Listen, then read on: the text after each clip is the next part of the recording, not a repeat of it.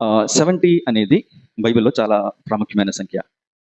ఇందులో 7, 10 అనే 2 సంఖ్యలు కూడా ఆహ్, అది సూచించే అర్థం 7 అనేది సంపూర్ణతకు, 10 అనేది 10 అనేది పరిపూర్ణతకు గుర్తు.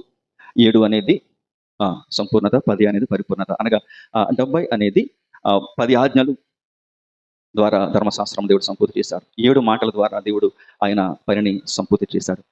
కాబట్టి క్రొత్త పాత నిబంధనల కలయిక 70 అనే సంఖ్య ఇది దేవుని చిత్తమును, దేవుని పనిని, దేవుని వాక్యాన్ని సూచించే సంఖ్య.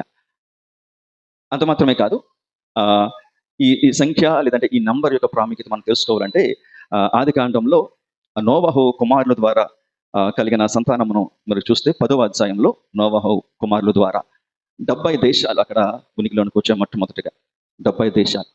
70 దేశాలే ఎందుకు అంటే దేవుని యొక్క కృప ప్రపంచమంతా కూడా అది ఉంది. అంటే ప్రపంచం మొత్తాన్ని కూడా 70 అనే సంఖ్య చూపిస్తుంది. ఆ తర్వాత యాకోబు కుమారులు 70 మంది ఎక్కడికి వచ్చారు? ఐగుప్తుకు వచ్చారు. ఈ 70 అనే సంఖ్య ఇశ్రాయేలు మొత్తాన్ని కూడా సూచిస్తుంది. ఇది ప్రపంచం మొత్తాన్ని సూచించేది, ఇశ్రాయేలు మొత్తాన్ని కూడా ఈ 70 అనే సంఖ్య సూచిస్తారు. అదేవిధంగా మీరు సంఖ్యాకాండం 11వ అధ్యాయం 16వ వచనం చదివితే మోషే సంఖ్యాకాండం 11:16లో 70 మంది పెద్దలను నియమిస్తాడు.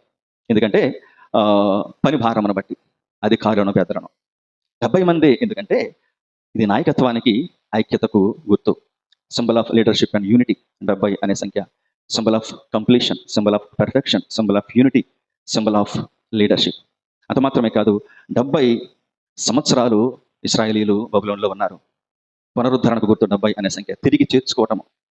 దేవుడు తిరిగి మనల్ని చేర్చుకున్నాడు, రిస్టోర్ చేస్తాడు అనే దానికి 70 అనే సంఖ్య సింబల్ ఆఫ్ రిస్టోరేషన్. అంత మాత్రమే కాదు, యుగాంతానికి దేవుడు 70 వారాలు నియమించాడు. ప్రకటన గ్రంథంలో కూడా మనం చదువుతూ ఉన్నాం. ఎండ్ ఆఫ్ ఏజ్, ముగింపునకు గుర్తుగా, పరిపూర్తికి గుర్తుగా దేవుడు ఈ 70 సంఖ్యను పాత నిబంధనలో మనం రాయించాడు. కొత్త నిబంధనలో లోక 10:1 ఇందాక మనం చదువు, యేసు ప్రభు వారు 70 మంది శిష్యులను ఆయన ఏర్పాటు చేసుకున్నాడు. మనకు తెలిసిన 12 మంది. మరి 70 మంది ఎందుకంటే ఈ 70 మందిని ఏర్పాటు చేసుకుని ఆయన వివిధ ప్రాంతాలకు ఆయన పంపించాడు మిషనరీస్గా 70 మందిని.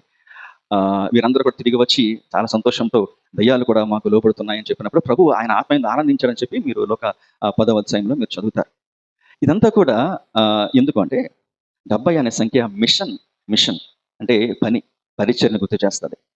ఇంకొకటి 90వ కీర్తనలో కూడా ఆయుష్ను గుర్తు చేస్తుంది. 70 సంవత్సరాలు. ఇది తరాన్ని సూచించేది. Symbol of generation. ఒక తరం అంటే బైబిల్లో 70 సంవత్సరాలు.